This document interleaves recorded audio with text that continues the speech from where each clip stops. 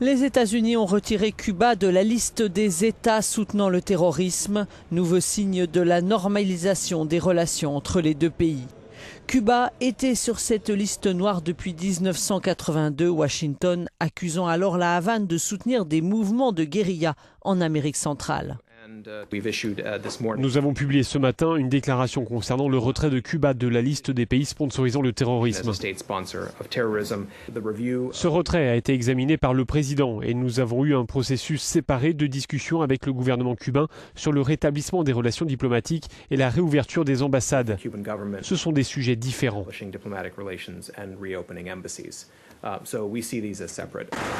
Mais cette décision est surtout symbolique puisqu'elle ne lèvera pas les sanctions et l'embargo mis en place depuis une cinquantaine d'années, une situation qui fait souffrir les Cubains comme Adolfo.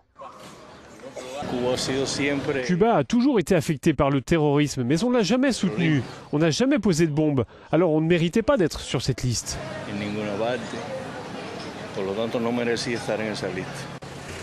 Pour ces Cubains en attente de visa pour les États-Unis, la réconciliation est un soulagement. Prochain espoir, la réouverture de l'ambassade américaine à La Havane.